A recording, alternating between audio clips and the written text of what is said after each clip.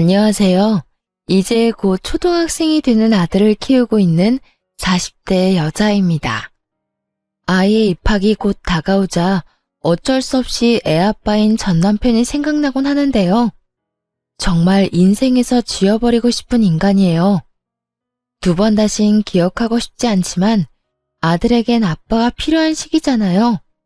그러다 보니 떠올리기 싫어도 떠오를 수밖에 없더군요. 하지만 다행스러운 점은 아들이 전 남편을 전혀 찾지 않는다는 점입니다.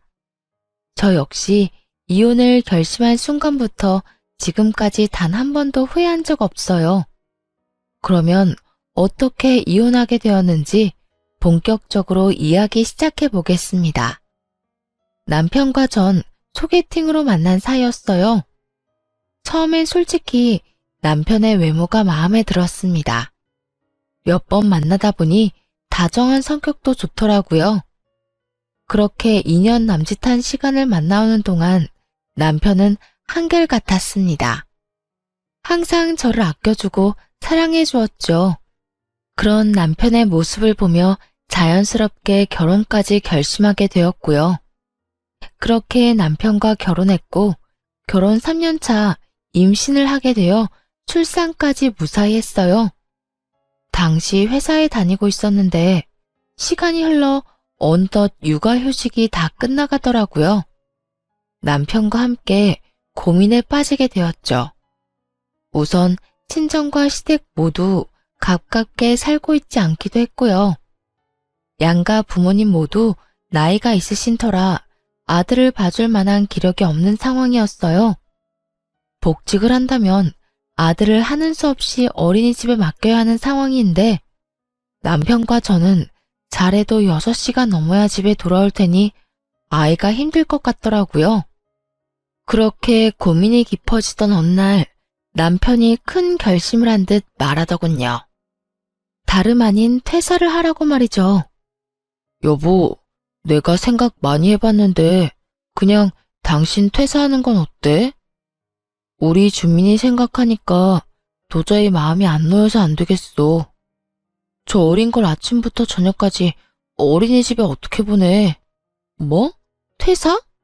내가 퇴사하면 당신이 너무 힘들어지지 않을까? 아무래도 버는 돈이 적어질 텐데 당신 부담도 커질 테고 말이야.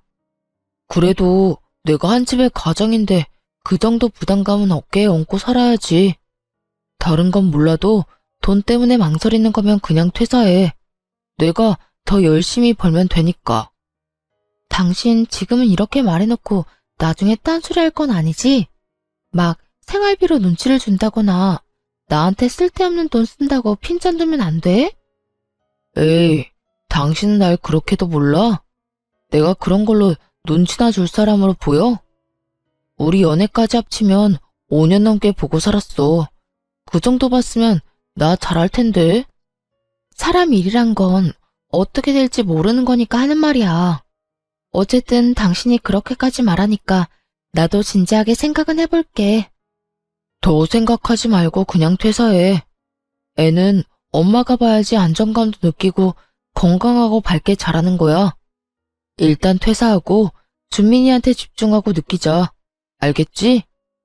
정말 돈 때문에 싫은 소리 할 일은 없을 테니까 그 부분은 걱정도 하지 마. 남편은 이렇게 호언장담을 했고 철석같이 그 약속을 믿고 퇴사했죠. 퇴사 후 집에서 애를 보기 시작했을 때 남편은 노력하는 듯 했어요. 온종일 말도 못하는 아들과 씨름하느라 고생하는 저를 안쓰러워하기도 했고 1시간이라도 더 자라며 퇴근 후에 아들을 대신 돌봐주기도 하고요. 여보, 들어가서 좀 자. 피곤해 보인다. 아니야, 당신도 피곤하잖아. 난 괜찮으니까 당신이나 좀 쉬어. 괜찮기는? 당신 지금 쓰러질 것 같아. 나는 내일 회사 가서 잠시 자면 되지만 당신은 또 하루 종일 애 봐야 하잖아. 그러니까 내 말대로 들어가서 자. 이렇게 다정한 사람이었는데 그런 시간이 그리 길게 이어지진 않더라고요. 고작 아들의 돌이 지날 무렵부터 남편이 변하기 시작했으니까요. 처음엔 가볍게 핀잔을 주기 시작하더라고요. 아니, 집에서 하는 거라곤 애 보고 살림 사는 거 다 아냐? 근데 반찬꼴이 이게 뭐야? 먹을 만한 게 하나도 없잖아. 남편 말만 들으면 밥상을 아주 무성의하게 차렸을 거라 생각하실 수도 있겠네요. 전혀요. 국은 물론이고 나물에 고기에 생선까지 올린 밥상이었어요. 심지어 평소 남편이 좋아하는 반찬까지 가져다 놨답니다. 무려 소금물에 절여 3일을 말린 조기 말이죠. 거기까지만 해도 기가 막히는데 이런 말까지 이어서 하더군요. 밥상이 이 모양 이 꼴인데 무슨 장은 그렇게나 보는 거야? 하여튼 돈 한 푼 못 벌면서 돈 무서운지 모른다니까. 카드 한도 넉넉하다고 마음 놓고 쓰나 본데 내가 오늘 한도 낮췄어. 그런 줄 알고 형편에 맞춰서 써. 사람이 어떻게 저렇게까지 변할 수 있나 하는 생각이 들더라고요. 언제는 돈 때문에 싫은 소리 하는 일은 절대로 없을 거라고 하더니 1년 만에 완전히 변한 모습이 참 놀랍기까지 하더군요. 심지어 그날의 몇 달 전만 해도 이런 말을 했던 사람입니다. 여보, 아기 돌보랴, 내 먹거리 챙기랴, 여러모로 힘들지? 그래서 하는 말인데 내 아침이나 저녁은 안 차려줘도 돼. 밖에서 대충 먹으면 되니까 그럴 시간에 한숨이라도 더 자. 그리고 당신 요즘 끼니도 제대로 못 챙기는 것 같은데 좀 챙겨 먹어. 차릴 시간이 없으면 시켜서라도 먹어야 해. 알겠지? 다른 건 몰라도 잘 먹고 잘 자야 당신 몸이 안 상하니까. 이랬던 사람이 변하니 낯설기도 섭섭하기도 한 복합적인 감정이 들더라고요. 물론 화가 나기도 했고요. 당신 요즘 힘든 거 알겠는데 말을 그렇게밖에 못해? 난 당신 부인이지 당신이 화풀이하라고 막말해도 되는 감정 쓰레기통이 아니라고. 그리고 내가 쓰면 얼마나 쓴다고 그런 말을 하는 거야? 남들이 들으면 집에서 애나 키우면서 돈 펑펑 쓰고 사는 줄 알겠다. 힘들면 그냥 힘들다고 해. 괜한 트집 잡으면서 사람 기분 나쁘게 하지 말고. 화풀이 하는 게 아니라 현실이 그렇잖아. 나는 힘들게 나가서 돈 벌어오는데 반찬 투정도 못해. 그리고 당신이 집에서 놀면서 돈 쓰는 것도 맞잖아. 놀아? 내가 노는 걸로 보여? 나 하루 종일 집 치우고 애 보고 먹이고 씻기고 하느라고 바빠. 오죽하면 내 몸은 제대로 씻지도 못하고 밥은 제대로 챙겨 먹지도 못해. 그런 와중에 당신 좋아하는 조기에 국에 나물 반찬까지 해줬더니 뭐? 놀아? 먹을 게 없어? 그렇게 먹기 싫으면 당신이 해먹어. 그러면 되겠네. 꾹꾹 화를 참다가 결국 남편에게 한 소리 해버렸습니다. 그러자 남편은 뭐라 대꾸할 말조차 없었는지 조용히 밥만 먹기 시작하더군요. 그날 이후 남편은 한동안 군말 없이 그저 지켜보더라고요. 애가 클수록 돈 든 데가 많아지는데 일정한 금액 이상의 지출은 안 했거든요. 물론 그때 따끔하게 말한 것도 효과가 있었겠죠. 그렇게 겨우 남편이 제정신으로 돌아왔나 했는데 이번에는 당연한 것을 트집 삼아 시비를 걸기 시작했어요. 그 당연한 것이란 아들의 우유였는데 돌 이후에 분유를 끊고 우유를 먹였거든요. 그날도 아들에게 우유를 건네주고 있는데 남편이 이렇게 말하더라고요. 인상은 있는 대로 잔뜩 찌푸리고 날이 선 목소리로 말이죠. 그 우유는 도대체 언제까지 먹어야 하는 거야? 겨우 분유 끊어서 돈 좀 덜 들겠다 싶었더니 이제는 우유를 마시는 거야? 우유값 때문에 허리가 휘겠네 휘겠어. 순간 잘못 들은 것인가 하는 생각도 들더라고요. 들은 말이 그만큼 황당하고 어이가 없었으니까요. 다른 것도 아닌 아들이 먹어야만 하는 우유를 가지고 저딴 말을 하다니요. 도무지 참을 수가 없어 남편에게 더욱 단호하게 말했죠. 당신 진짜 계속 이런 식으로 눈치 줄 거야? 나 퇴사시킬 때 뭐라고 했어? 다른 건 몰라도 돈 때문에 눈치 주는 일은 없을 거라며. 내가 뭘 어쨌다고 그래? 몰라서 물어? 다른 것도 아니고 애한테 꼭 필요한 우유 먹이는 건데 뭐? 그걸로 허리가 휘네 마네. 하루 종일 툴툴거렸잖아.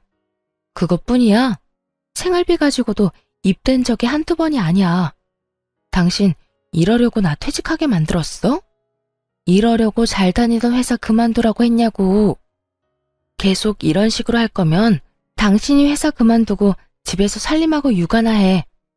내가 어떻게 해서든 당신 벌어오는 만큼 벌어올 테니까. 노발대발하며 쏘아대자 남편은 되지도 않은 말로 상황을 모면하려 애쓰더라고요. 아니, 난 우리 아들이 너무 많이 먹어 돈이 아깝다는 게 아니라 우리 준민이가 잘 먹으니까 더 열심히 돈 벌어야겠다는 의미로 한 말이었어. 오해하지 마. 이 말 같지도 않은 변명을 듣는데 더욱 화가 나더라고요. 그래서 단호하게 한 번 더 남편에게 경고를 해주었죠. 오해? 누가 들어도 짜증났다는 말투였거든? 당신, 나랑 준민이를 당신 등골이나 빼먹는 인간이라고 생각해? 그딴 생각 가지고 우릴 대할 거면 당장 회사 그만둬. 알겠어?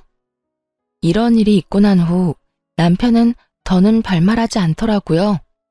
아들 때문에 돈을 쓰는 것에는요. 그 다음 어떤 일이 벌어졌는지 예상이 가시나요? 이번엔 제가 쓰는 돈에 더욱 치사하게 굴기 시작했답니다. 아들을 홀로 돌보느라 고장난 손목을 치료받기 위해 병원에 갔던 날이었어요. 그런데 글쎄 그걸 가지고 잔소리를 하기 시작하더라고요. 당신 오늘 병원 갔었어? 왜? 어디 아파? 아, 손목 아파서. 애가 아직 제대로 못 걸으니까 안을 일이 많잖아. 무겁기도 하고 말이야. 그래서 그런지 손목이 너무 안 좋아졌더라고. 오늘 병원에 가서 치료도 받고 약도 좀 받아왔어. 뭐? 그까진 일로 병원에 간 거야? 손목이 아프면 집에서 뜨거운 수건으로 찜질이나 하면 될 것이지. 그리고 애가 계속 운다고 안아주니까 그렇게 아픈 거 아니야. 적당히 좀 해. 애 좀 운다고 어떻게 되는 것도 아닌데 뭘 그렇게 극성을 떨어서 괜한 돈을 써? 그 순간 참아왔던 서러움이 폭발하는 기분이 들더라고요. 몸이 아픈데 저딴 식으로 치사하게 나오니 눈물이 다 날 지경이었어요. 다른 것도 아니고 애를 보느라 병이 생긴 것인데 말이에요. 당신은 내가 아프다는데 걱정은 되지도 않아? 당신 자식 안아주다가 병이 생겼다는데 걱정은커녕 돈 이야기만 하고 싶냐고. 고작 10,000원도 안 썼어. 치료하고 약 타온 돈 합쳐봐야 8,900원이라고. 이것도 마음대로 못 쓰게 하려고 나 회사 그만두러 간 거야? 이렇게 내가 쓰는 돈 아까워할 거면서 그때 회사는 왜 그만두게 했어, 왜? 여보, 그런 뜻이 아니야. 아깝다는 게 아니었다고. 남편은 또다시 되지도 않는 변명을 해대려고 했어요. 하지만 더는 그 신뢰감이라곤 하나도 없는 말을 듣고 싶지도 않더라고요. 그래서 남편의 말을 막아버렸죠. 됐어. 당신 하려는 말이야 뻔하고 그 말 믿기지도 않아. 매번 미안하다 그런 뜻이 아니었다고 말하면서 하는 행동은 똑같잖아. 다 됐고 이까지 카드 가지고 가. 그리고 지금부턴 생활비 입금해. 그 돈을 내가 어떻게 쓰든 간섭하지 말란 말이야. 알겠으니까 화 좀 그만 내. 애 놀라겠다. 그쯤 되니 누구 조차고 퇴직했나 헷갈릴 지경이었어요. 남편 때문에 아들에게 뭐 하나 해주는 것도 눈치가 보일 지경이었고 무엇보다 그런 신세가 행복하기는커녕 한탄스럽게까지 했으니까요. 남편은 그날 바로 생활비를 입금해 주었습니다. 넉넉한 돈은 아니었지만 퇴직 이후 처음으로 경제적인 자유가 느껴지더라고요. 하지만 이대로 만족하면 안 된다는 생각이 들었어요. 또 어떤 이유를 대며 남편의 잔소리가 시작될지 모르잖아요. 더는 돈 때문에 이렇게 마음고생하고 싶지도 않았고요. 그래서 아직 쓰지 않았던 퇴직금으로 뭐라도 해보기로 했습니다. 알아보니 무인 아동복 매장이 괜찮은 것 같더라고요. 초기 자본도 가진 돈으로 충분히 될 수 있었고 아들과 함께 일할 수도 있었어요. 그래서 바로 아동복 매장을 열었습니다. 혹시 몰라 남편에게는 비밀로 하고 일을 시작하게 되었어요. 그렇게 시간은 흘러 아이는 어린이집에 가도 무리가 없을 만큼 자랐습니다. 다행히 매장도 자리를 잘 잡았어요. 어느새 매출은 남편에게 받는 생활비를 넘긴 상태더라고요. 그래도 그 돈을 함부로 쓰지 않고 앞날을 위해 차곡차곡 모아두었어요. 이렇게 말씀드리면 엄청난 돈을 벌었다고 오해하실 수도 있는데 워낙 남편이 주는 생활비가 적었던 터라 쉽게 넘길 수 있었어요. 아무튼 남편에겐 계속 비밀로 하면서 생활비가 모자랄 땐 충당하며 살고 있었죠. 그러던 어느 날 친정에서 연락이 왔더라고요. 딸, 어떻게 하니? 너희 아빠 또 수술해야 할 것 같아. 정말? 어떻게 하긴 어떻게 해. 수술하면 되지. 왜? 수술비 때문에 그래? 그렇지 뭐. 수술비가 한두 푼도 아니고 이미 너희 아빠 뒷바라지 하느라 돈도 없어. 이 일을 어쩌면 좋니? 엄마, 돈 걱정하지 말고 아빠 수술 날짜나 잡아. 내가 해결해 줄 테니까. 슬프게도 친정아빠가 수술을 받아야 할 일이 생겨났습니다. 아빠가 이미 오래 지병을 앓으셔서 친정엔 돈이 많이 남지 않은 상황이었어요. 딸 된 도리로 그간 모아뒀던 돈으로 친정에 도움이 되어야겠다는 생각을 했죠. 그렇게 수술 날만 기다리고 있는데 남편 놈이 먼저 아빠 이야기를 꺼내더라고요. 이때껏 친정 이야기엔 꺼내지도 않던 인간이 어떻게 한 것인지 모르겠지만요. 갑자기 대화를 하자길래 무슨 이야기인가 싶어 들어보니 정말 가관이더군요. 이야기 들었는데 혹시나 해서 하는 말인데 우리 돈 없어. 아니, 난 장인어른 수술비 줄 돈 없어. 그러니까 혹시라도 당신 나한텐 돈 이야긴 꺼내지도 마. 뭐? 지금 뭐라고 했어? 장인어른 수술비 못 준다고. 당신도 알다시피 나 혼자 버는데 수술비처럼 큰 돈이 어디 있어. 혹시나 당신이 수술비 이야기 꺼낼까봐 내가 먼저 말하는 거야. 어차피 남편에게 그 돈을 받을 수 있을 거란 생각은 하지도 않았어요. 그런데 막상 남편이 저딴 식으로 기분 나쁘게 말하니 오기가 생기더라고요. 이때껏 내가 이 집에서 해준 일이 얼만데 하는 생각이 들기도 했고요. 내가 이때까지 이 집에서 살림하고 애 돌본 시간을 시급으로 치잖아? 그럼 우리 아빠 수술은 시켜주고도 남아. 그런데도 수술비에 보탤 돈이 없다고? 좋아. 많이 양보해서 수술비의 절반만 받을 테니까 그건 내놔. 알겠어? 그러자 남편은 노발대발하며 화를 내기 시작하더라고요. 돈은 죽어도 못 주겠다면서 말이죠. 그걸 왜 나보고 달래? 내가 그런 돈이 어디 있다고? 나 혼자 벌어서 생활비 주고 내 용돈 조금하고 남는 돈이 어디 있었겠어? 집에서 살림하는 건 당신이 사는 곳이기 때문이고 애 봐주는 건 당신 자식이기도 하니까 당연히 다 해야 하는 의무잖아. 그거 했다고 나한테 돈을 달라고 하면 안 되지. 그리고 사실상 장인어른이 내 아버지도 아닌데 내가 그 돈을 왜 줘? 아, 그래? 그런데 왜 그 당연한 의무는 나만 가져야 해? 당신도 사람을 부려먹었으면 의무적으로 돈을 내놔야지. 난 어떻게 해서든 당신 주머니에서 병원비 절반을 꺼내갈 테니 그런 줄 알아. 그날 이후 남편은 그까짓 돈이라고 하며 저를 무시하기 시작했어요. 웃기는 건 뭔지 아세요? 무시하는 말과는 달리 돈은 끝까지 안 줬다는 거예요. 수술 날짜가 다가오면 다가올수록 남편 놈은 예민해지더군요. 그 꼴도 보기 싫어 욕이 나오려는데 남편은 귀엽고 험한 말이 나오게 했습니다. 바로 시댁과 관련된 일 때문이었어요. 시모는 연락을 자주 하는 편이 아니었는데 그날은 어쩐 일로 연락을 했더라고요. 남편이 전화를 잘 안 받는다면서요. 어머님, 무슨 일이세요? 그게 우리 아들이 연락이 안 돼서 말이야. 다른 게 아니라 이번에 사준 명품 구두 말이다. 아무래도 한 사이즈 큰 걸로 바꿔야 할 것 같아. 아들이 같이 가주거나 영수증이 있어야 할 것 같은데 연락이 돼야 말이지.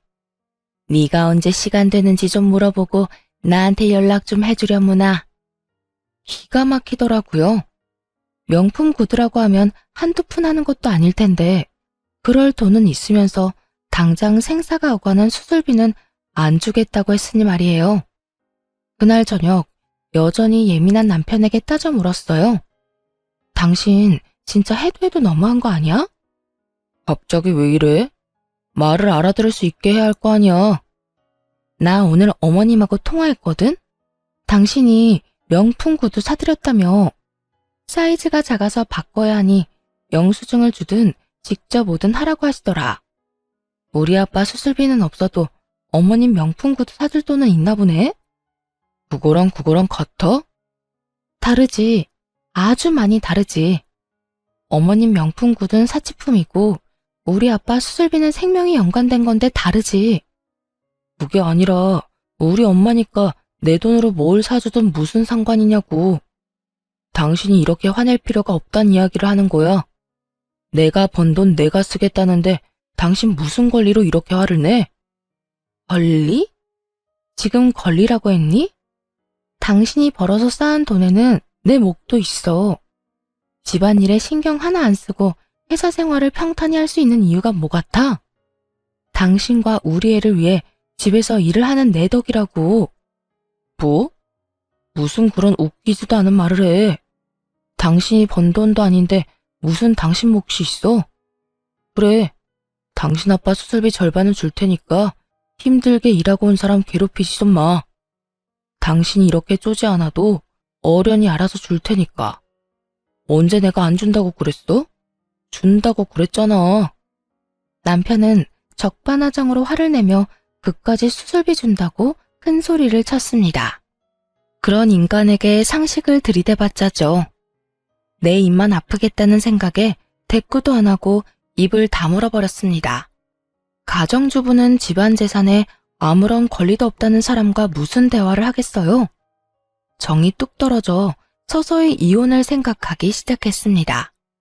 그러던 어느 날 다 함께 저녁을 먹고 있을 때였어요. 이것저것 골고루 잘 먹는 아들에게 남편이 또 시비를 걸어대더군요. 누굴 닮아서 저렇게 먹어대는 건지. 너 그렇게 먹으면 돼지 돼, 돼지. 당신 지금 애한테 무슨 말을 하는 거야? 잘 먹으면 보기 좋은 거지. 왜 그딴 말을 해? 너무 놀라 황급히 아들의 귀를 막으며 남편에게 조용히 하라고 했습니다. 남편은 그런 저를 한번 흘겨보더니 다시 그 입을 뗐어요. 내가 틀린 말 했어? 살찌면 계속 옷을 새로 사야 하는데 그 돈은 누가 벌어와? 하여튼 엄마나 아들이나 어떻게 해서든 내 돈 뜯어내려고 안달이 났지. 내가 무슨 돈 벌어오는 기계도 아니고 돈 하면 그냥 돈이 나오는 줄 아나? 이 녀석아, 적당히 좀 먹어. 그 순간 아들이 보고 있지 않았다면 그 밥상을 다 엎어버렸을 거예요. 그만큼 너무나 화가 났어요. 해도 해도 정말 너무하다는 생각밖에 들지 않더라고요. 다른 집 부모들은 아무리 가난해도 자식 입에 들어가는 건 아깝지 않다고 하던데 어떻게 아빠라는 인간이 애한테 적당히 먹으라고 화를 낼 수가 있는 것인지 이해하려고 해봐도 도무지 받아들일 수가 없더라고요. 그대로 아들을 아랫집 할머니께 맡기고 올라와 남편과 제대로 싸우기 시작했어요. 당신 진짜 미쳤어? 어떻게 애한테 그런 말을 해? 당신이 그러고도 아빠야? 내가 뭐 틀린 말 했어? 다 돈이잖아, 돈. 아무리 그래도 그렇지. 애가 잘 먹는 거 가지고 화내는 게 정상이라고 생각해? 당신 머릿속엔 오로지 돈뿐이니? 네 아들이 상처받을 건 안중에도 없어? 나한테 돈 달라며. 아껴야 당신이 원하는 대로 당신 아빠 수술비라도 좀 드릴 거 아니야. 남편은 비아냥대며 아빠 수술비를 언급했습니다. 역시나 수술비가 남편 놈의 심기를 건드렸던 거였어요. 그 말을 듣는데 정말 그 돈만큼은 꼭 받아야겠다는 생각이 들었어요. 아, 그래? 그러면 지금 당장 줘. 이때껏 우리한테 많이 아꼈으니 그 돈 당장 줄 수 있을 거 아니야. 당신은 나 보면 돈밖에 생각이 안 나냐? 나한테 맡겨놓은 돈이 있는 것도 아니면서 왜 자꾸 돈을 달래? 당신이 그따위로 구니까 돈 타령을 하지. 방금 한 말 기억 안 나? 아껴야 우리 아빠 수술비라도 줄 거 아니냐며. 돈 이야기 먼저 꺼낸 건 당신이야. 그렇게 한참을 돈 이야기를 하며 싸웠어요. 그러다 어느 순간 남편이 갑자기 저를 멍하니 보더니 이혼하자고 하더군요. 우리 이혼하자. 뭐? 지금 이혼하자고 했니? 지금 이혼하자고 할 사람이 누군데 이 인간이 감히? 이 상황이 믿기지 않아 다시금 남편에게 되물었어요. 그러자 남편은 고개까지 끄덕이며 이혼하자고 말하더군요. 이혼해. 아무리 생각해도 내가 당신 아빠 수술비를 왜 줘야 하는지 모르겠어. 정확히는 내가 왜 당신 친정일까지 다 책임져야 하는 건지 모르겠다고. 이번 한 번만 도와주면 끝날 문제도 아니잖아. 앞으로 이런 일이 일어날 때마다 나한테 돈 타령할 거 아니야? 내가 왜 힘들게 번 돈으로 남 뒷바라지나 해야 해? 난 그렇게 살기 싫어. 배우자의 부모까지 부양해야 하는 의무가 없다는 거 저도 잘 압니다. 하지만 이건 아니다 싶었어요. 수술비 전액을 요구한 것도 아니고 절반만 달라고 했을 뿐인데 저러다뇨. 또 남편이 본인 부모님한테는 얼마나 끔찍해 하는지 아세요? 철마다 여행 보내드려. 조금만 앓는 소리가 나오면 몸에 좋다는 보약 지어드려. 몸보신하라고 용돈 봉투까지 두둑하게 드린다니까요. 게다가 최근에는 명품 구두까지 사드린 걸 알고 있었기에 더욱 화가 났죠. 아내 덕에 마음 편히 회사 생활하며 번 돈으로 온갖 효자짓은 다 한 주제에 이제와 처가댁에 들여야 하는 돈이 아까우니 저를 버리더군요. 누구는 애보고 살림하느라 집에서 하루하루 늙어갔는데 말이에요. 그러니까 당신 부모님 여행 보내주고 용돈 준 거는 당연한 거고 우리 부모님껜 수술비 절반 드리는 것도 아까워서 이혼하겠다. 이 말이네? 그래, 하자 이혼. 나도 당신 같은 인간이랑 더는 살고 싶지도 않아. 그런데 당신 그건 알지? 나랑 이혼하면 당신 재산 분할해줘야 하는 거. 각오나 단단히 하고 있어. 아무리 좋은 변호사를 선임해도 나한테 재산 분할은 무조건 해줘야 할 테니까. 그러자 화들짝 놀란 남편이 화를 내더라고요. 재산 분할 문제는 전혀 생각지도 못한 듯 했어요. 이혼을 하자는 놈이 그런 건 예상도 못했다니 참 한심스럽기 짝이 없더군요. 뭐? 재산 분할? 당신이 내 재산 불리는데 뭘 했다고 나눠줘. 당신이야말로 이상한 꿈 같은 건 꾸지도 마. 가지고 갈 게 있긴 하겠네. 이 집 살 때 당신이 절반 냈었으니까 집 팔아서 절반 줄게. 그거나 받고 떨어져. 앞으로 어떻게 될진 지켜보면 알겠네. 네 말이 맞을지 내 말이 맞을지 말이야. 어쨌든 당장 이 집에서 나가줄래? 뭐, 당신이 혼자 우리 아들 케어할 수 있으면 내가 나가도 되고. 남편은 그대로 대꾸도 없이 집을 나가버렸습니다. 아쉬울 것 하나 없이 바로 변호사를 선임해 이혼을 준비했어요. 그동안 아빠는 수술을 무사히 마치셨고 천만다행으로 잘 회복하셨어요. 수술비는 당연히 제가 혼자 마련해드렸죠. 그렇게 한결 편안한 마음으로 이혼 준비에 박차를 가하던 어느 날이었습니다. 언젠가부턴가 신경 쓰이는 일이 생겨나더군요. 그건 바로 며칠 동안 똑같은 자동차가 뒤를 쫓고 있다는 것이었어요. 처음엔 그저 착각이겠거니 했는데 신경을 쓰고 살펴보니 타깃이 저더라고요. 덜컥 겁이 나 곧바로 경찰에 신고했죠. 그렇게 경찰서에서 그 남자의 정체를 알게 되었는데 다름 아닌 남편의 부탁을 받고 제 뒤를 쫓던 사람인 거예요. 들어보니 그 남자는 남편의 지인 동생으로 용돈벌이 겸 저를 쫓았다고 하더라고요. 전 그냥 아줌마를 쫓아다닌 것 뿐이라고요. 뭘 하는지 누굴 만나는지만 알려주면 시급보다 더 많이 준다고 했어요. 근데 쫓아다니면서 찍은 사진도 없고 그냥 지켜만 봤어요. 진짜요.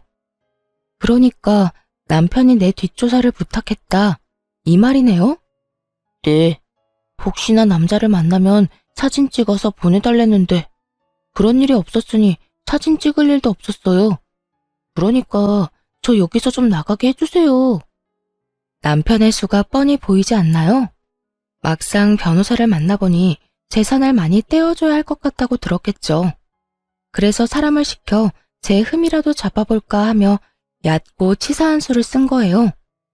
그런데 정말 웃기지 않나요? 지인의 동생에게 부탁해 제 뒤를 밟은 것이 말입니다. 그 와중에 흥신소에 들어가는 비용이 아까웠다는 거잖아요. 참 짠돌이 남편답다는 생각을 했습니다. 나가게 해줄 테니 남편한텐 들켰다는 이야기 하지 말아요. 그냥 하던 대로 나 쫓는 척하면서 용돈 받아 쓰세요. 알겠어요? 네, 알겠어요. 무슨 뜻인지 알아들었으니까 여기서 나가게만 해주세요. 이때까지 알아낸 것도 절대 말하지 않을게요. 별로 쓸모있는 게 없긴 하지만요. 남자는 그대로 구속이라도 될까 겁이 나는지 시키는 건 뭐든 하겠다고 했습니다. 그 후 남편이 한 그대로 흥신소에 의뢰해 남편의 뒷조사를 시작했어요. 이렇게까지 추잡하게 구는 이유가 꼭 돈 때문만이 아니라는 확신이 들었거든요. 재산 분할은 둘째치고 양육권 때문에라도 확실하게 남편을 조사할 필요가 있었죠. 그렇게 얼마 후 조사한 내용을 받았을 때 웃음이 다 나더라고요. 사모님, 알아보니 남편분 유흥업소를 다니고 있더라고요. 물론 불법 업소이고요. 다니기 시작한 건 3년도 넘었고요. 주로 회사 동료들이랑 다니더라고요. 게다가 거기에서 만난 여자랑 살림까지 차렸던데요. 뭐 집이 좋은 건 아니고 작은 원룸 하나 얻어줬더라고요. 여자한테 생활비나 용돈 주면서 지내고 있고요. 그리고 그때 말씀하신 사모님 뒤 밟았던 청년이 있잖아요. 그 청년은 그 여자 동생으로 확인됐고요. 그 여자가 걸친 게 전부 명품이던데 그거 역시 전부 남편분이 사준 거예요. 남편은 돈 타령을 하기 시작했을 때부터 회사 동료들과 유흥업소를 다녔던 거예요. 상간녀에게 생활비뿐만 아니라 명품 옷에 가방까지 사주면서요. 장인어른 수술비가 아까워 이혼까지 결심한 사람이 말이죠. 뭐 이제는 화도 나지 않았어요. 늘 돈이 없다는 말을 달고 살더니 저랬으니 돈이 없었겠구나 싶을 뿐이었죠. 일단 이혼은 진행되었습니다.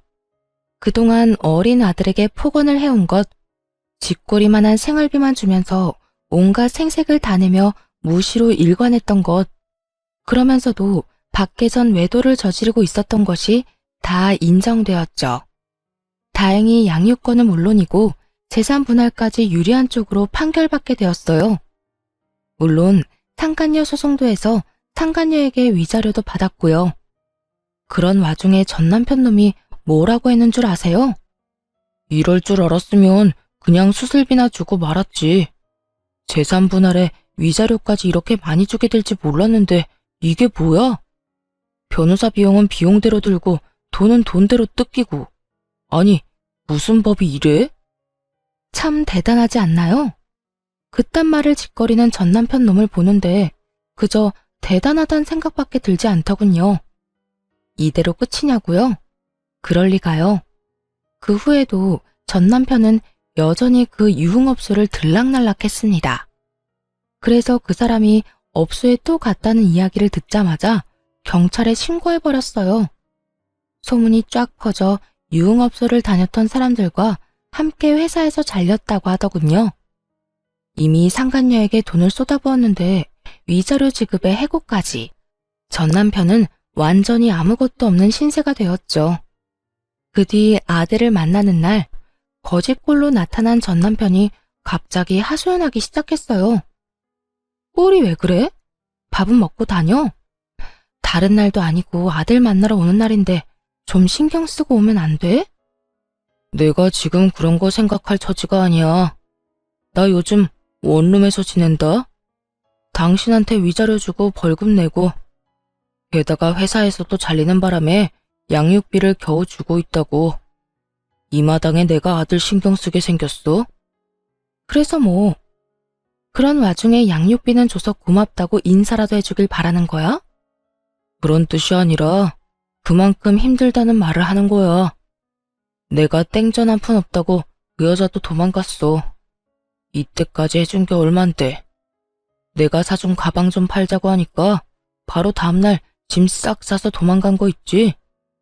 믿을 사람 하나 없다더니 어떻게 나한테 그럴 수가 있어? 들어보니 상간녀는 뒤도 돌아보지 않고 도망을 갔다고 하더라고요. 전 남편에게서 더는 빼먹을 것도 없고 받은 것까지 뺏길 위기에 처하니 그랬겠죠. 그래서 남편은 상간녀와 함께 살고 있던 원룸에서 혼자 지내고 있다고 했어요. 아들과는 눈도 마주치지 않는 남편의 모습에 더는 의미가 없다는 생각이 들었어요. 당신 진짜 제정신 아니구나. 나한테 한 짓이 얼만데 내 앞에서 하소연이나 하고 싶어? 그딴 말 할 거면 애 보자고 하지 마. 애랑 시간은 같이 보내지도 않으면서 왜 꼬박꼬박 만난다고 그 성화야? 내가 오죽했으면 아들 보러 와서 이런 말이나 하고 있겠어. 당신도 참 여전하다. 어떻게 된 사람이 감정이란 게 없어? 당신은 이 모양 이 꼴로 사는 내가 불쌍하지도 않아. 당신이 다 자초한 일인데 내가 왜 불쌍히 여겨야 해? 그러게 인생 좀 똑바로 살지 그랬어. 그딴 데서 만난 여자가 당신한테 지조나 지키면서 살 줄 알았어? 다 목적이 있으니까 당신 옆에 붙어 있었던 거지. 뭐? 진짜 말 그따위로밖에 못해? 이렇게 말해주는 것도 감지덕지 여기며 살아. 더 할 말 없으면 이만 갈 테니까 양육비나 제대로 보내. 그렇게 당시 지내고 있던 친정에 아들과 함께 돌아왔습니다. 경고했음에도 그 후론 잘 들어오던 양육비마저 입금되지 않더군요. 차라리 잘 됐다는 생각이 들기도 했어요. 사실 아들도 아빠를 전혀 보고 싶지 않아 했거든요. 그렇게 서로 얼굴 보지 않고 사는 대신 양육비 받은 셈 치자 싶었던 것이죠. 그런데 몇 달이 지난 어느 날 전 남편이 친정으로 찾아왔더라고요. 마지막으로 본 모습보다 더 거짓골을 하고 말이에요. 여보, 당신 가게 대박 났다며? 나 다 들었어. 언제 그런 가게를 차린 거야? 당신 정말 대단하다. 여기까지만 들어도 전 남편의 추악한 계획을 알 것 같더라고요. 제가 사업을 해서 대박 났다는 소식을 듣고 빌부터 볼까 하며 찾아온 것이었어요. 도대체 어디서 어떻게 저런 소식을 전해 들었는지 알지는 못하겠지만요. 그 이야기는 또 어떻게 들은 거야? 그래, 나 대박 났어. 그런데 그게 왜? 당신이랑 아무 상관도 없는 일이잖아. 에이, 무슨 말을 그렇게 섭섭하게 해. 우리가 이혼은 했어도 우리 사이에 아들이 있는데 완전히 남남이 될 수는 없잖아. 아들? 아들 생각하는 사람이 아들 먹는 거 입는 걸 그렇게 아까워했어? 유흥업소나 들락날락하면서? 당신 지금 이러는 거 가증스러워. 왜 갑자기 아들 사랑하는 아빠 코스프레야? 같이 살 때는 아들 한번 제대로 안아준 적도 없었으면서. 잘못을 오목조목 짚어주자 전 남편은 할 말이 없었는지 조용히 듣기만 하더군요. 그러다 갑자기 무릎을 꿇고 빌기 시작했어요. 여보, 이때까지 내가 당신이랑 우리 아들한테 잘못하고 살았던 거 알아. 그땐 딴 곳에 정신이 팔려서 무슨 짓을 하고 있는지도 모르고 살았었어. 내가 정말 미쳤었나 봐. 그딴 짓이나 하고 돌아다니다니. 당신 같은 여자랑 금쪽 같은 내 새끼한테 상처 주는지도 모르고 말이야. 그러다 울겠다 울겠어. 꼴 같자는 반성 그만하고 준비한 말이나 꺼내놔. 그 되지도 않는 반성하는 연기 더는 보고 싶지도 않아. 연기라니. 난 진심이라고. 그리고 딱히 준비한 말은 아닌데 나 진짜 반성 많이 하고 깊게 후회했어. 그래서 하는 말인데 우리 다시 같이 살면 안 될까? 아니나 다를까 전 남편은 눈치를 살피며 재결합하자고 하더라고요. 그것도 아들을 내세워서 말이죠. 우리 아들을 아빠 없는 애로 키울 거야? 지금은 괜찮을지 몰라도 점점 자라면서 내가 필요한 상황이 많아질 텐데, 더군다나 딸도 아니고 아들이잖아. 아들은 크면 클수록 아빠 손이 필요하다는 거 알지? 그러니까 우리 아들 생각해서라도 나 좀 받아줘. 내가 앞으로 잘할게. 너 진짜 미쳤지? 감히 내 아들을 핑계로 재결합을 운운해? 진짜 끝까지 최악이구나. 네가 한 짓이 있는데 어떻게 이제 와서 그딴 말을 해? 그러니까 내가 이렇게 빌잖아. 정말 반성 많이 했다니까. 지나간 과거는 과거로 묻어두고 우리 아들 앞날만 생각하자. 응? 웃기고 있네. 네가 지금 내 돈 보고 이러는 거 모르는 줄 알아? 왜? 가게 대박 났다고 하니 내가 돈방석이라도 안 준 줄 아니? 왜? 아니야? 알아보니까 당신 가게 엄청나게 잘 된다고 하던데. 다 빚이야, 빚. 가게 차리는데 한두 푼 드는 줄 알아?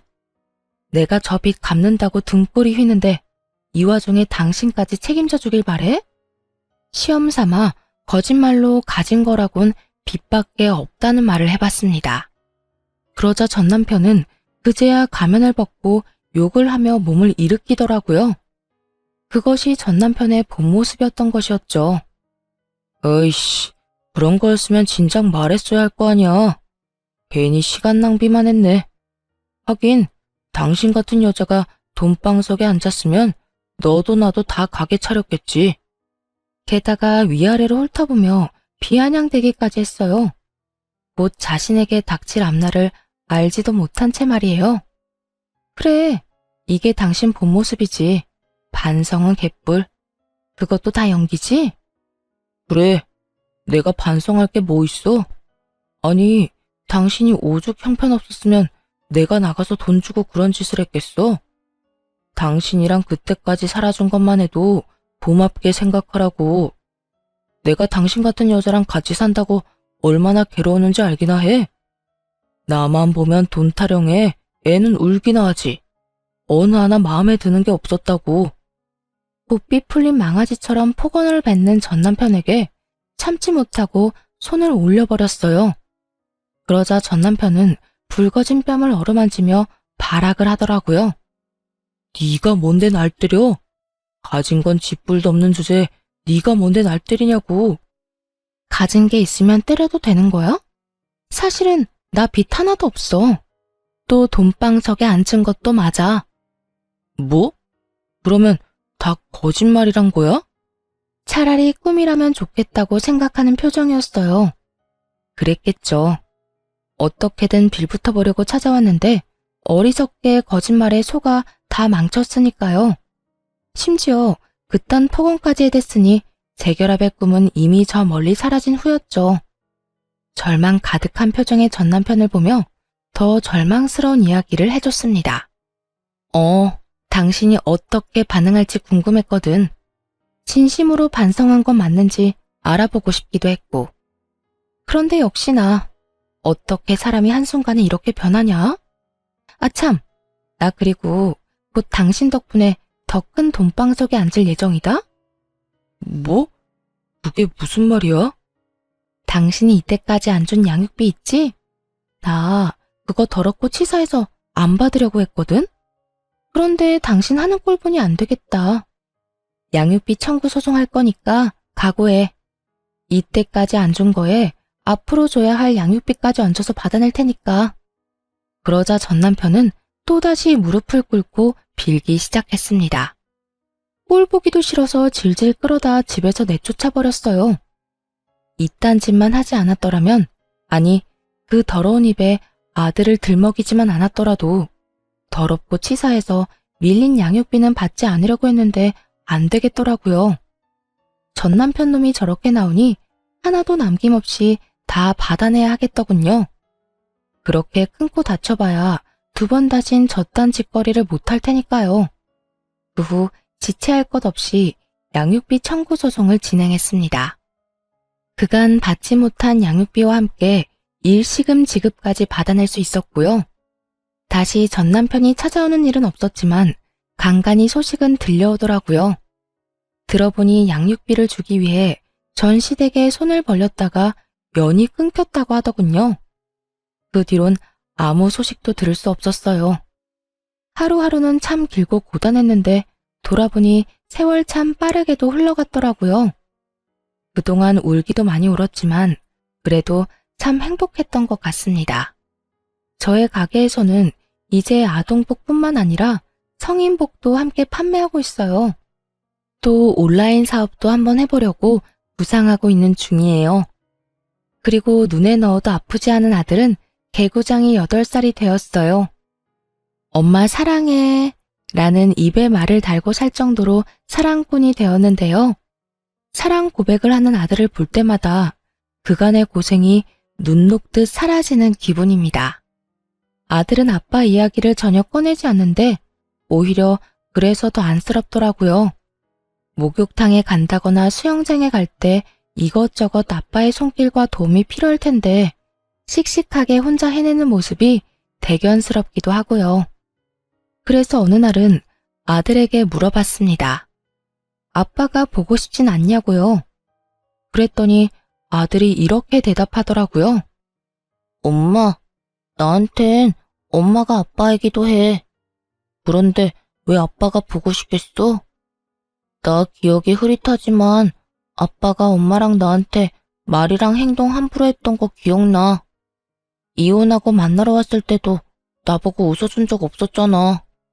그런 사람이 아빠라면 차라리 안 보고 살고 싶다고 생각했어. 실제로 안 보니까 더 좋았고. 그러니까 엄마, 내 걱정은 하지 마. 난 이제 엄마가 행복했으면 좋겠어. 대견하고 안쓰러운 만큼 아들을 더 많이 사랑해주고 아껴주려고 합니다. 앞으로도 아들과 함께 잘 살아가기 위해서요. 다들 응원해 주실 거죠? 이로써 저의 사연도 끝이 났네요. 주변에 저와 같은 이유로 이혼을 고민하고 있는 분들이 많이 계시더라고요. 맞벌이 부부도 그들만의 고충이 깊겠지만 집에서 독박 육아하시는 분들의 고충도 정말 이루 말할 수 없이 깊겠죠. 직접 겪어봤으니 너무나 잘 알고 있습니다. 처음엔 고맙다던 남편이 내 노력을 당연하다고 치부해버리는 일이 많더군요. 집에서는 살림하랴 애 보느라고 몸이 나만하질 않는데 말이에요. 집안일하고 육아하느라 돈을 벌지 못하는 것이 죄는 아닙니다. 가정주부, 한 아이의 엄마라는 직업이 얼마나 대단한 것인지 우리는 알고 있잖아요. 그러니까 기죽지 말고 할 말은 하고 내 권리는 찾아가면서 집에서 일합시다. 꼭 이 말을 해드리고 싶었어요. 다들 화이팅입니다. 긴 글에 함께 해주신 분들 감사합니다.